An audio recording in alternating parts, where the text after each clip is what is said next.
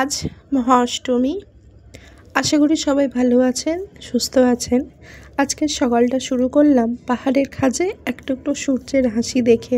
ঘরের লাগোয়া ব্যালকনি দিয়ে এক মায়া জড়ানো অদ্ভুত সুন্দর দৃশ্য দেখতে পাচ্ছি। ঘড়িতে এখন সকাল 7টার মতন বাজে। সবাই ঘুমালেও আমার মেয়ে ঠিক উঠে পড়েছে। উঠেই তার ঠিক বদমাইশির কাজ যেগুলো করার সেগুলো শুরু করে দিয়েছে। সামনেই ওর বাবার পার্সটা রাখা ছিল, সেখান থেকে সমস্ত জিনিসপত্র সে টেনে টেনে বের করছে।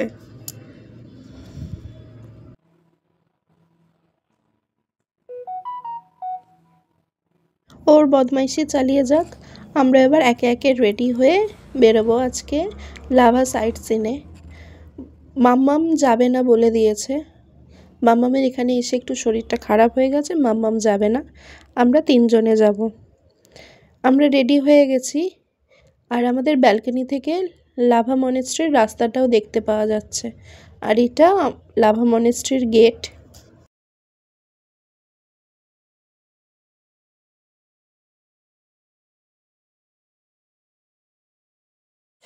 মেয়ের বয়স সবে 1 বছর। সে গুটি গুটি পায়ে এখন হাঁটতে শিখেছে। বাবার কাঁধে চেপে পাহাড় দেখা তার কাছে এই প্রথম। সে এখন হাঁটতে শিখে গেছে বলে আর কোলে উঠতে চায় না। লাভা মনেস্ট্রির রাস্তাটা বেশ খাড়াই। সে পুরো রাস্তাটা একাই হেঁটে হেঁটে এসছে, একটুও কোলে ওঠেনি।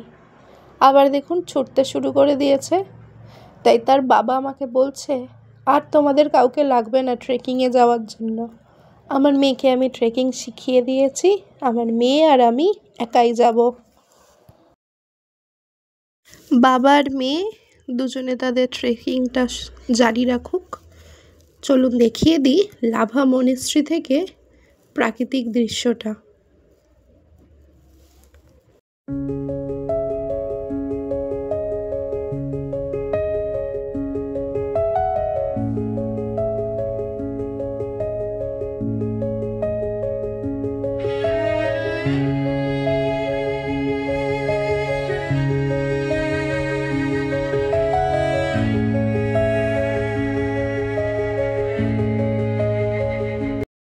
উত্তরবঙ্গের চতুর্দিকে ছড়িয়ে রয়েছে অসংখ্য বৌদ্ধ বিহার।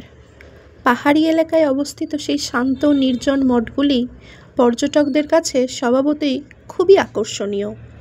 কালিম্পং শহরে অবস্থিত তেমন একটি মনেস্ট্রি হলো লাভা মনেস্ট্রি বা লাভা মঠ, যেটি কাগিউ থেকচিন লিং মঠ নামে পরিচিত। লাভা মঠ খুব শান্ত এবং পবিত্র গন্তব্য, যা দূর দূরান্ত থেকে আসা দর্শনার্থীদের আকর্ষণ করে।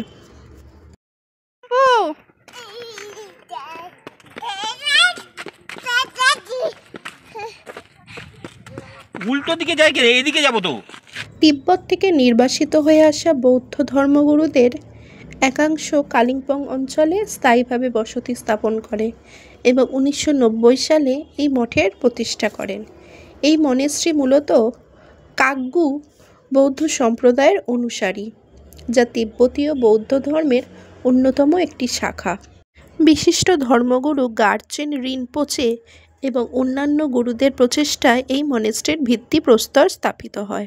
মঠের উপাসনা কক্ষে জটিল দেওয়ালচিত্র এবং মূর্তি দ্বারা সজ্জিত, যা একটি শান্তিপূর্ণ এবং ধ্যানমূলক পরিবেশ তৈরি করে। এখানে দর্শনার্থীরা ধ্যান অধিবেশনেও অংশগ্রহণ করতে পারেন অথবা কেবল নীরবে বসে শান্ত পরিবেশটাকে উপভোগ করতে পারেন।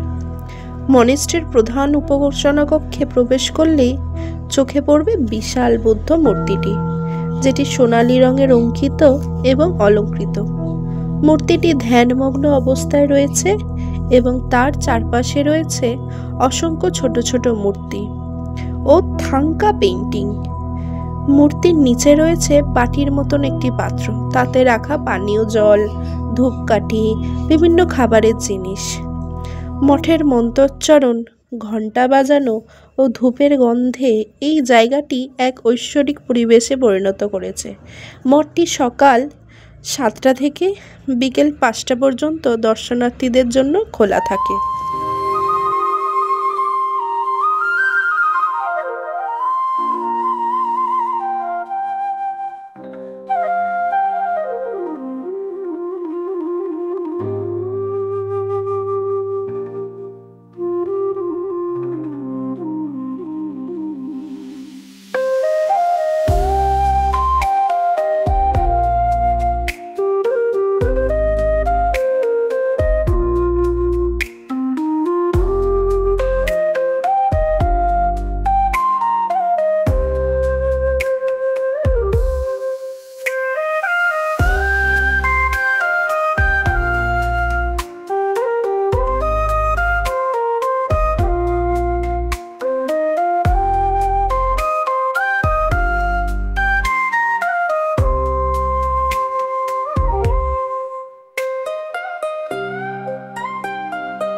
গাঢ় নীল আকাশ জুড়ে মেঘেরা ছুটে বেড়াচ্ছে, আর সামনে পাহাড়ি হাওয়ায় দোদুল্যমান তিব্বতীয় প্রার্থনা পতাকা, যা শান্তি, করুণা, শক্তি ও প্রজ্ঞা প্রচারের জন্য ব্যবহৃত হয়।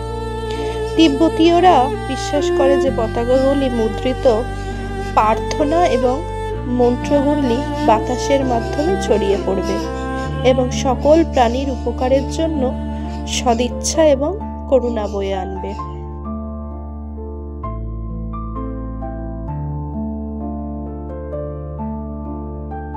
মনেস্ট্রির ভিতরে খুব সুন্দর একটি ছোট্ট দোকান ছিল, যেখানে ব্যাগ, শীতের পোশাক এবং আত্মীয় পরিজনদের গিফট দেওয়ার জন্য প্রচুর জিনিস পাওয়া যাচ্ছিল। এছাড়াও ছিল বিভিন্ন ধরনের ম্যাগনেট। লাভা মনেস্ট্রি দেখা শেষ করে আমরা এখন বেরিয়ে পড়েছি লাভার অন্যান্য সাইট সিইং দেখবো বলে। আমরা এখন যাচ্ছি নোকদারা লেকে। এখন এসে দাঁড়িয়ে আছি লাভা রিজার্ভারে। এইখান থেকেই পুরো লাভা গ্রামটায় জল সরবরাহ করা হয়। বেশ অনেকটা বড় জায়গা নিয়ে তৈরি। কিছুকাল আগেও ভুটানের সঙ্গে ভারতের বাণিজ্য যোগাযোগ হতো যে রাস্তা ধরে, সেই পথের অন্যতম আকর্ষণীয় গ্রাম ছিল এই লাভা। আজ এই গ্রামের গুরুত্ব কমলেও আকর্ষণ এক ফোঁটাও কমেনি। পাহাড়ের বুকে সারি বেঁধে থাকা পাইন বন মাথা তুলে দাঁড়িয়ে আছে প্রকৃতির মাঝে। নিরিবিলি এই পাহাড়ি গ্রামে রয়েছে হাতে গোনা কয়েকটি বাড়ি। বর্তমানে পর্যটকদের রাত্রি যাপনের জন্য তৈরি হয়েছে বেশ কিছু হোমস্টে। শহরের কোলাহল ছেড়ে চারিদিকে পাহাড়ে ঘেরা ঘন পাইন জঙ্গলের মাঝে নিরিবিলি শান্ত পরিবেশে এই গ্রাম বর্তমানে পর্যটকদের আকর্ষণের কেন্দ্রবিন্দু, যেখানে বসে চারিদিকের পাহাড় জঙ্গলের মাঝে ঘেরা মেঘের ভেলায় হারিয়ে যেতে পারেন আপনি।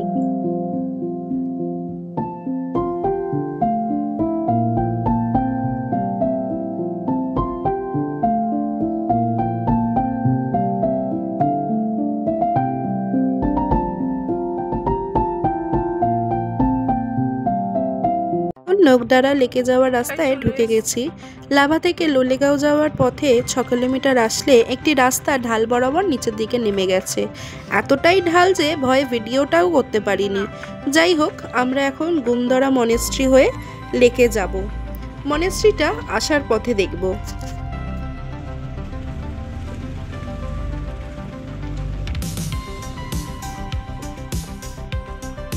এটি হলো গুমদরা মনেস্ট্রি। আমরা আসার পথে দেখব এটি।